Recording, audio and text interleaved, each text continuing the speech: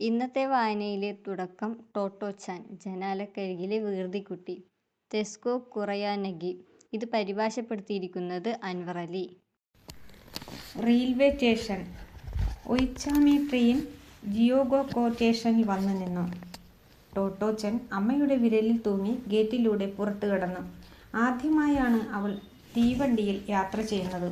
ഒരു മൂല്യവസ്തു പോലെ കയ്യിൽ മുറുകെ പിടിച്ചിരുന്ന ടിക്കറ്റ് ഉപേക്ഷിക്കാനുള്ള വൈമനസ്യത്തോടെ അവൾ ഗേറ്റിൽ നിന്നും ടിക്കറ്റ് കളക്ടറോട് ചോദിച്ചു. "ഏയ്, ഇത് ഞാൻ എടുത്തോട്ടെ?" "പറ്റില്ല." ടിക്കറ്റ് കയ്യിൽ വാങ്ങിക്കൊണ്ട് അയാൾ പറഞ്ഞു. "ഓ, ഇതത്രയും നിങ്ങളുടേതാണോ?" ടിക്കറ്റ് നിറഞ്ഞ പെട്ടിയിലേക്ക് മിഴിച്ചു നോക്കിക്കൊണ്ട് അവൾ ചോദിച്ചു. "അല്ല അല്ല, ഇതൊക്കെ റെയിൽവേ സ്റ്റേഷൻ വകയാ." പുറത്തേക്ക് പോകുന്നവരിൽ നിന്നും അയാൾ ടിക്കറ്റ് ശേഖരിച്ചു കൊണ്ടിരുന്നു. കൊതിയോടെ പെട്ടിയിൽ നിന്നും കണ്ണെടുക്കാതെ ടോട്ടോച്ചൻ പറഞ്ഞു. "ഹായ്, വലുതാവുമ്പോൾ ഞാനും ഒരു റെയിൽവേ ടിക്കറ്റ് വിൽക്കും, നോക്കിക്കോ." അപ്പോഴാണ് ടിക്കറ്റ് കളക്ടർ അവളെ ശരിക്കും കണ്ടത്. "എനിക്കൊരു കൊച്ചു മോനുണ്ട് കേട്ടോ. അയാൾക്കും സ്റ്റേഷനിൽ ഒരു ജോലി വേണമെന്നുണ്ട്. അപ്പോൾ നിങ്ങൾ രണ്ടുപേർക്കും ഒന്നിച്ചു പണിയെടുക്കാം, എന്താ?" ചെറിയൊരു മന്ദഹാസത്തോടെ അയാൾ പറഞ്ഞു. ടോട്ടോച്ചൻ ഒരു വശത്തേക്ക് നീങ്ങി നിന്നു. ടിക്കറ്റ് കളക്ടറെ സൂക്ഷിച്ചു നോക്കി. അയാൾ തടിച്ചിട്ടാണ്, കണ്ണട ധരിച്ചിട്ടുണ്ട്, കാരുണ്യമുള്ള മുഖം.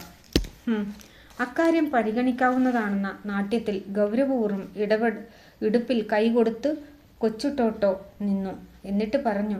"നിങ്ങളുടെ മോനോടൊപ്പം ജോലി ചെയ്യാനേ എനിക്ക് മടിയൊന്നും ഇല്ലട്ടോ.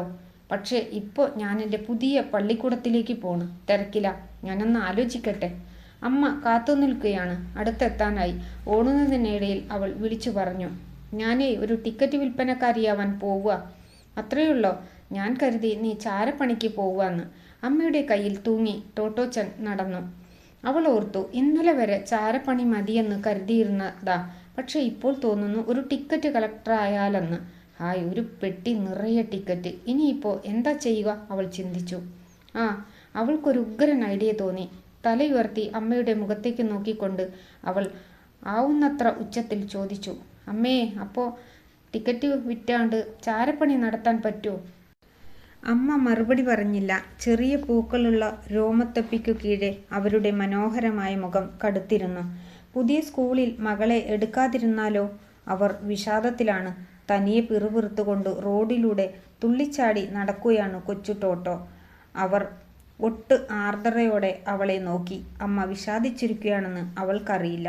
കണ്ണുകൾ തമ്മിലടഞ്ഞപ്പോൾ ടോട്ടോച്ചൻ ആഹ്ലാദത്തോടെ പറഞ്ഞു. "മനസ്സു മാറിയിട്ടോ. ഞാനേ പാട്ടുപാടി ചുറ്റി നടക്കണ ആ ചെണ്ടക്കാരുടെ കൂടെ കൂടിയാലോന്ന് ആലോചിക്കുക. പോകുന്നതെങ്ങോട്ടാണെന്നറിയാലോ. ചിലപ്പ് നിർത്തി മര്യാദയ്ക്ക് നടക്ക്. ഇപ്പോൾ തന്നെ താമസിച്ചു. ഹെഡ്മാസ്റ്റർ നമുക്ക് വേണ്ടി കാക്കില്ല." അവരുടെ ശബ്ദത്തിൽ നിരാശയുടെ സ്പർശമുണ്ടായിരുന്നു. മുന്നിൽ ദൂരെയായി ചെറിയൊരു സ്കൂളിൻ്റെ വാതിൽ കുറേശ്ശെ കാണായി.